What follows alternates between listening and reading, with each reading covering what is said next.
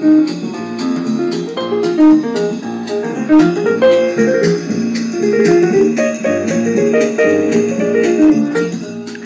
following is a Comfortably Zoned Radio Network production.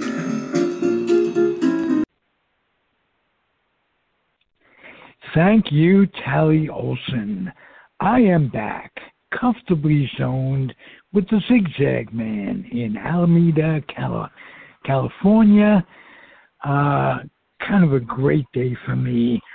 My guest is my boyhood friend.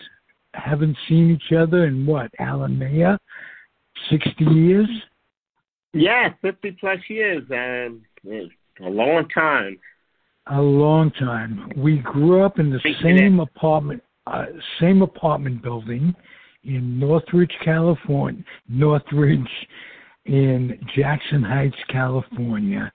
And we have a lot to talk about. We're getting reacquainted on this show for the first time and give you an idea about growing up in Jackson Heights, New York, and the good, the bad, and the in-between. Alan, it's like I say, it's been a long time.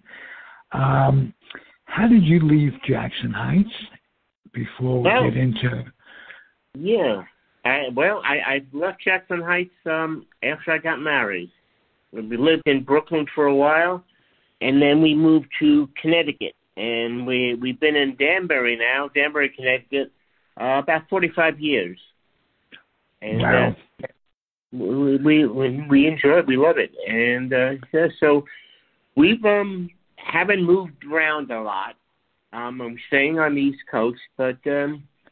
I've got some college buddies that I see, and my wife has a bunch of friends, so it's really worked out for us. You're enjoying retirement. I am, yeah. I just a few weeks ago I hit a 4-year mark, and I look back on that and I say, wow, 4 years of retirement went by fast. But I am enjoying it, and I managed to keep busy. What did you do to transcend working to retiring? A lot of people don't like retirement. Yeah. You...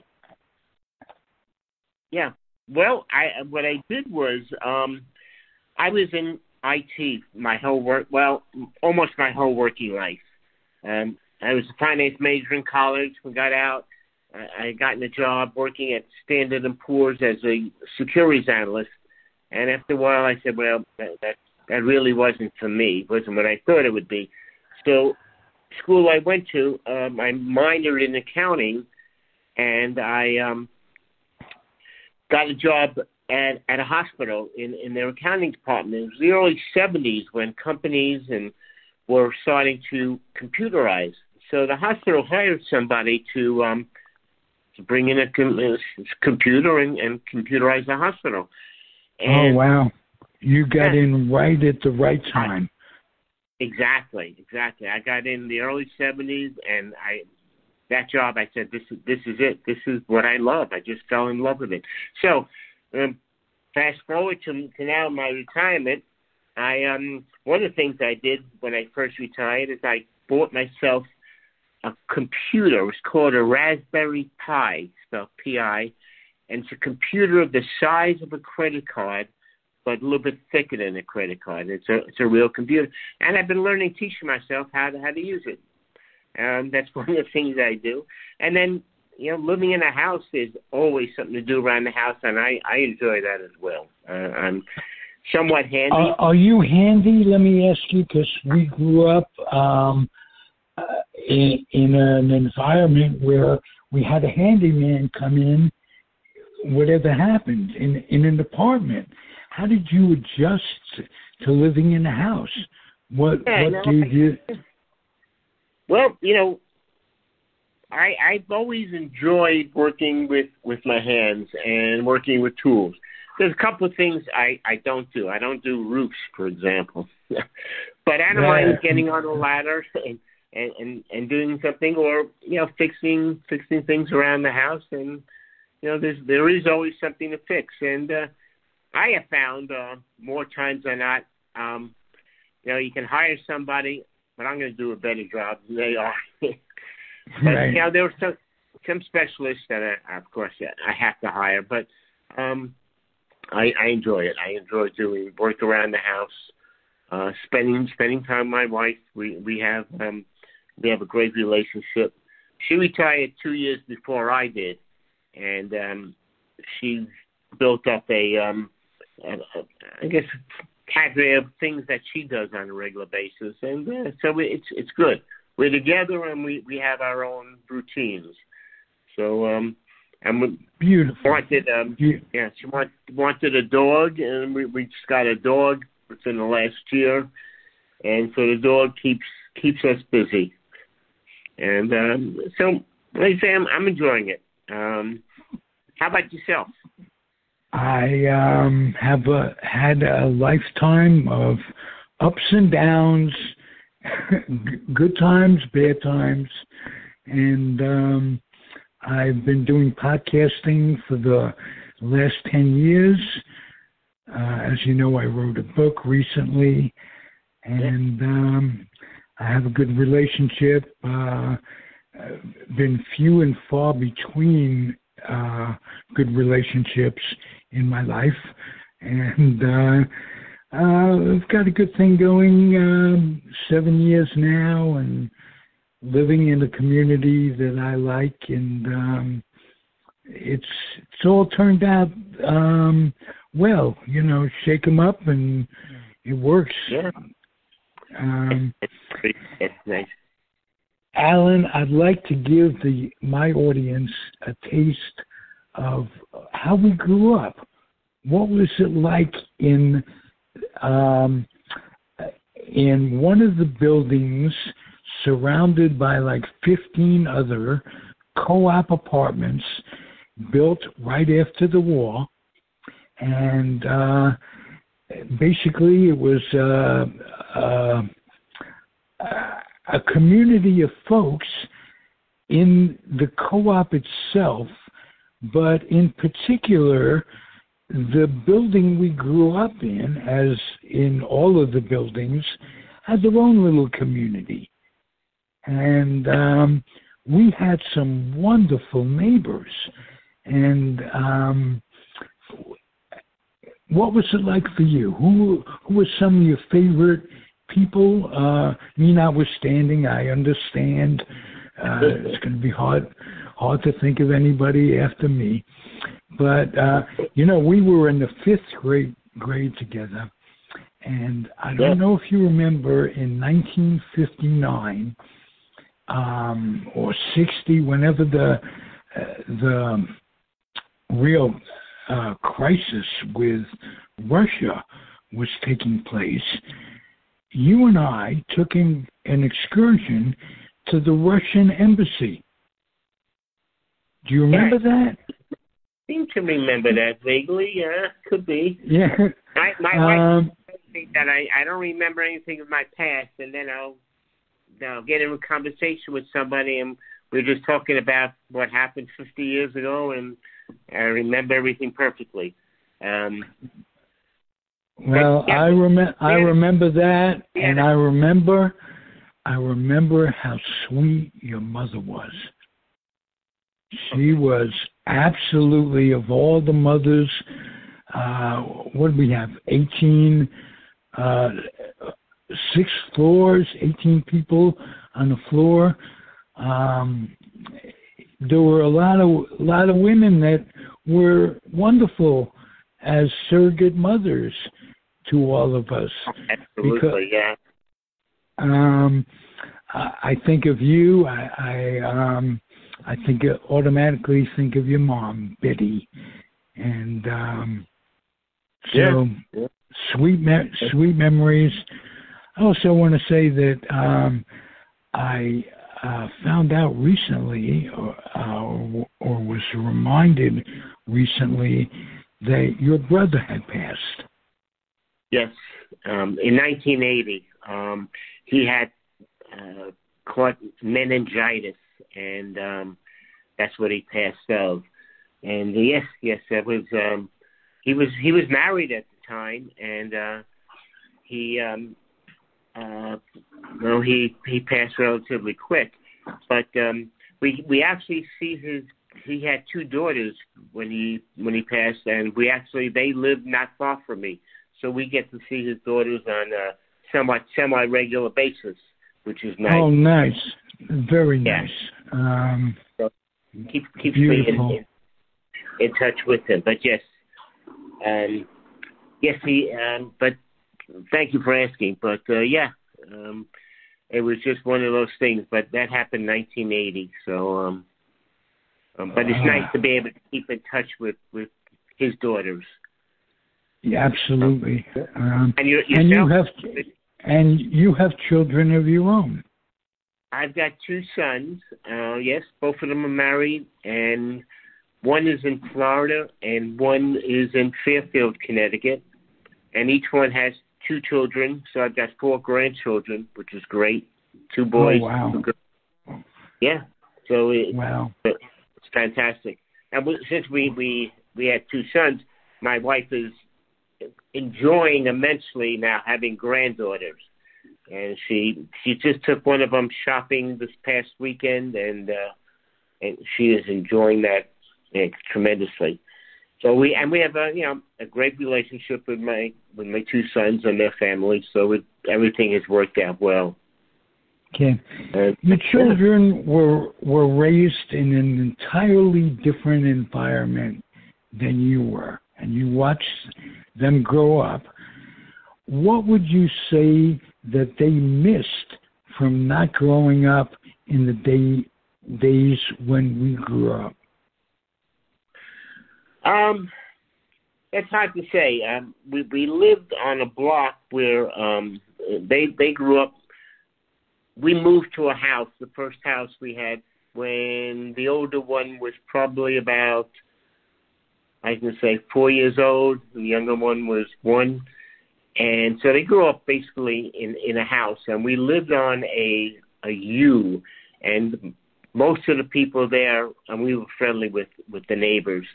And we kind of had, even though we didn't have as many neighbors as we did when we lived in the apartment building, we still had a bunch of neighbors that were friendly, that they would watch out for the kids and need them in a pinch. And we're still friendly with those neighbors today, 45 years later. So wow.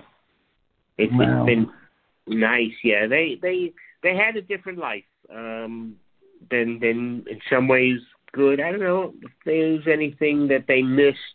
They've had more exposure to different things than I had when I was growing up. But it's a different world, I guess, that they grew up in. So, how about the school system compared to what we had in Jackson Heights? What was school for them like? I think my kids went to public schools all the way through high school. Then they went to a private university. They both graduated from Carnegie Mellon, and Wow. And then my older son went on to earn 2 graduate degrees from Columbia. So but growing up, they were in the general public school system the way we were, and it was a good. Well, it was a good system in Danbury, because the proof of the pudding of that is that they were able to get into a good university, and so they had a good. And then I think they had coming out of a university where they were in, gave them a good heads up on getting a job. They've never had a problem getting a job. And they also, I guess, what they majored in, they were both technology majors. It's funny, the 3 of us all worked in technology, and 3 of us all have different things we did within the information, the IT field. But they were fortunate. They never had a problem getting a job, and very well paying jobs. But that's just the nature of the beast that they majored in.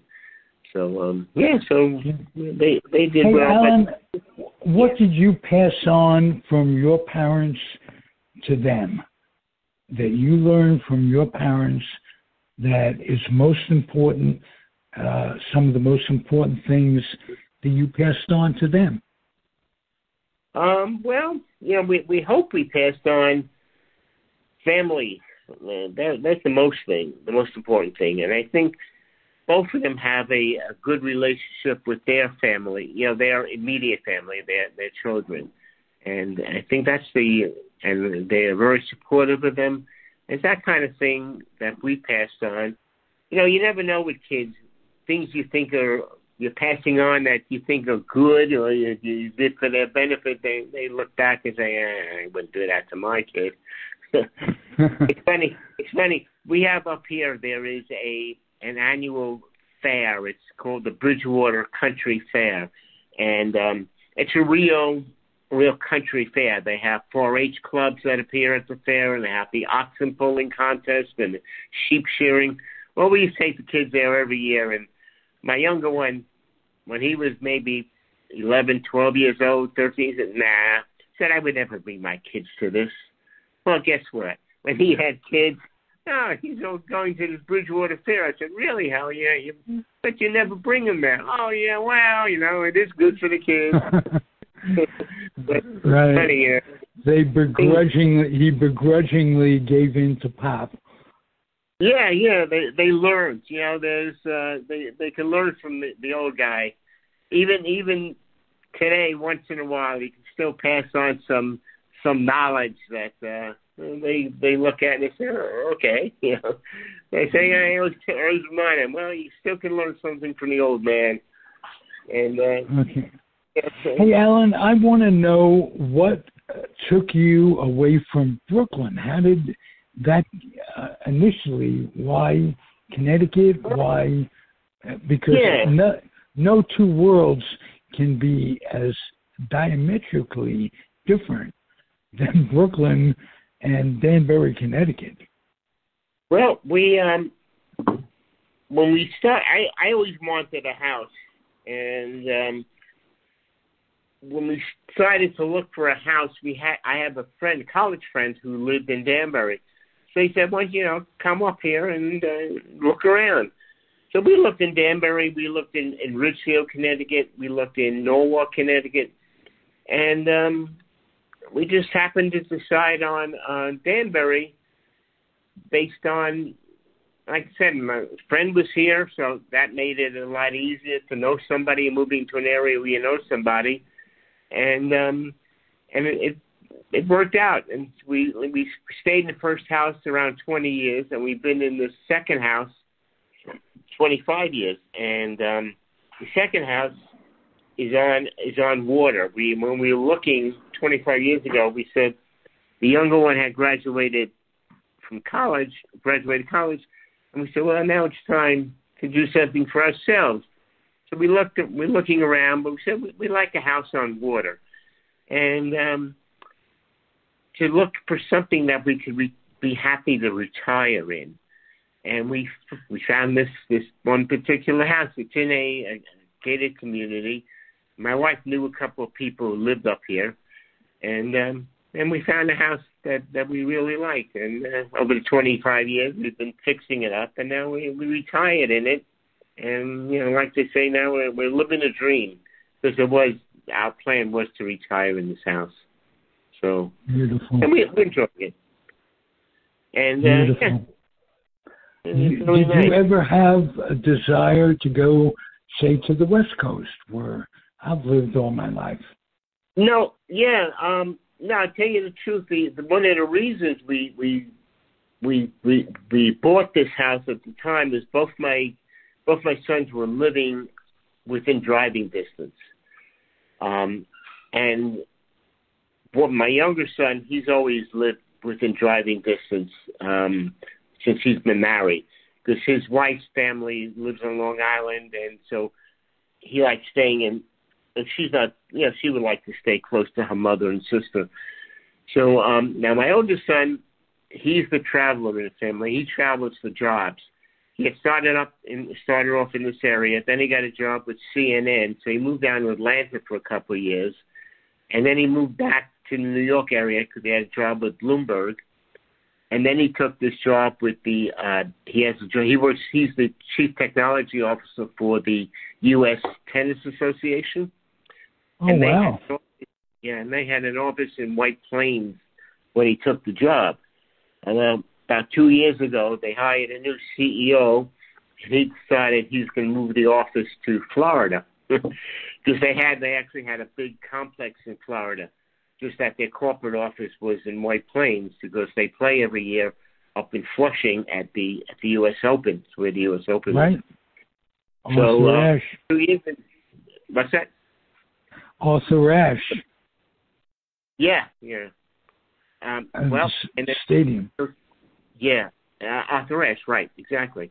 And then 2 years ago, they decided. So this new CEO decided to move the corporate office down to Florida. So my older son now lives in Florida, and but that's the main reason we originally decided to stay in this area was because you don't know what kids are going to do. But we decided to stay in the area because of it's where the family is. Hey, to please yourself, doing it too. You wanted to live by the water, and you made it happen. Yeah, but there's water everywhere, but this worked out for us, and yeah. So we're very happy here. Now even with the one in Florida, we get to see him. We travel down there. He'll come up once in a while. He's up now because the U.S. Open, I believe, started today. The trials or their elimination started today. So the older one is up here for a 3-week period for the U.S. Open. And his family is coming up, I think, over Labor Day weekend for a couple of days. So we'll get to see them. And then we go down there. So it's been working out. So, Nice. It's nice. Alan, this is heartwarming.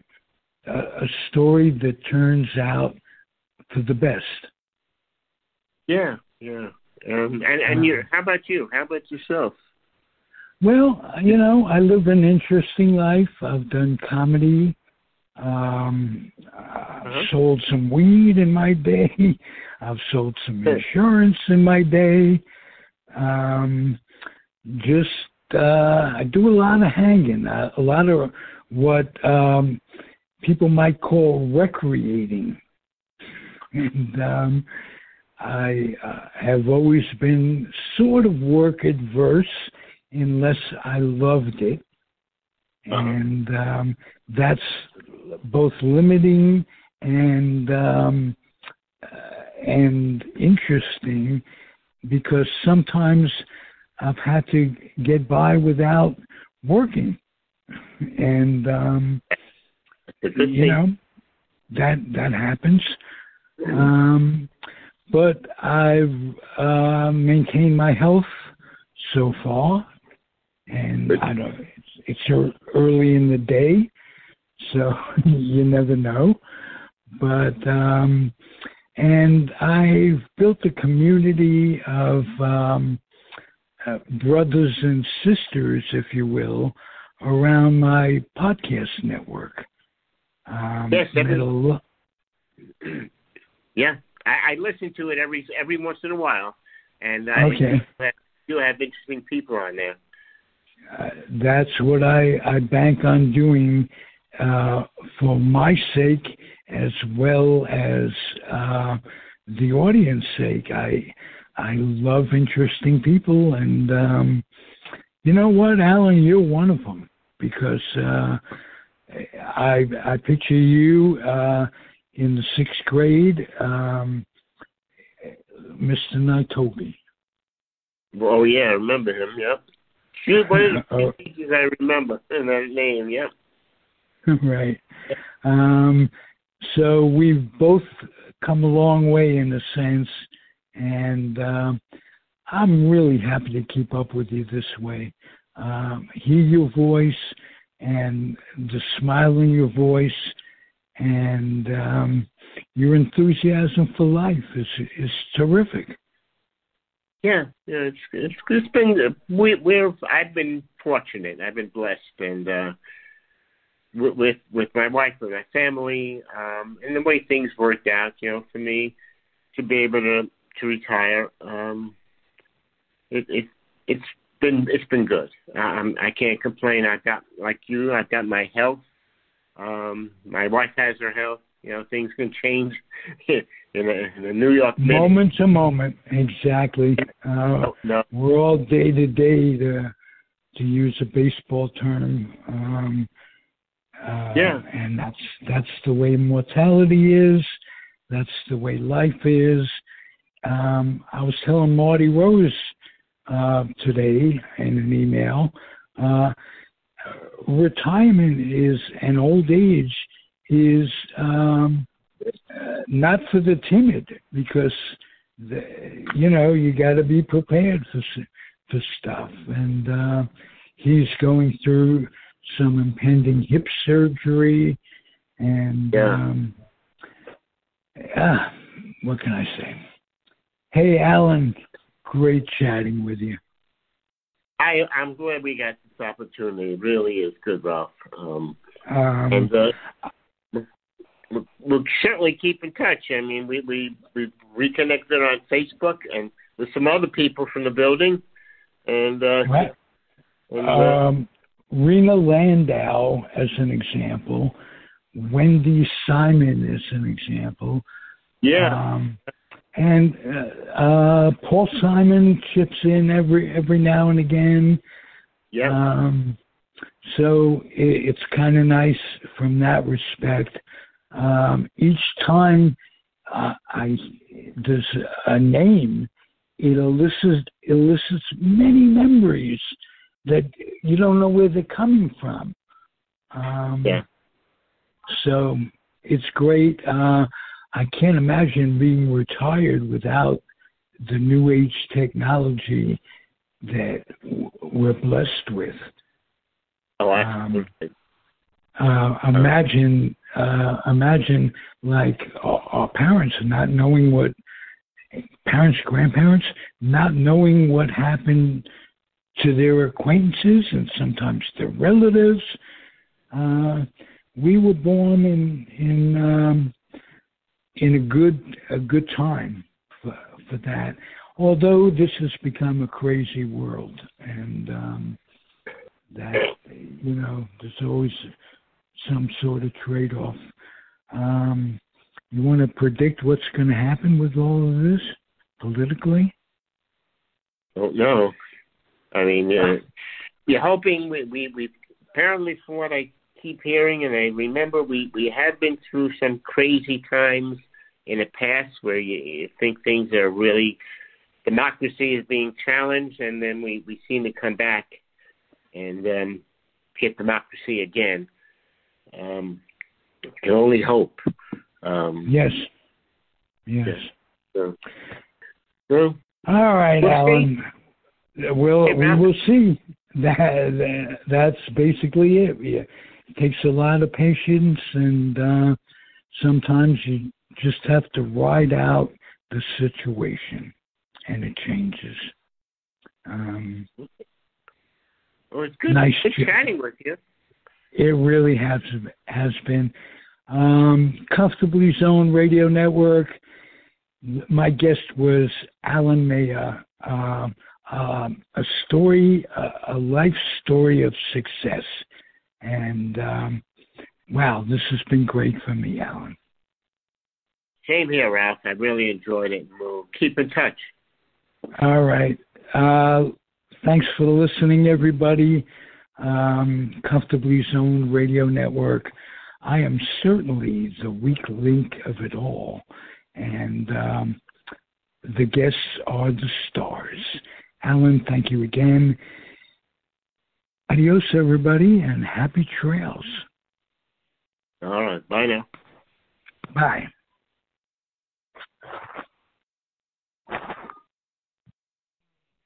The proceeding has been a Comfortably Zoned Network production.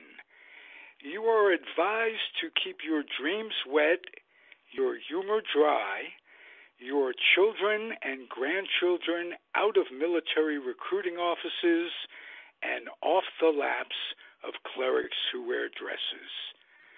Thank you for listening, everyone. Happy trails.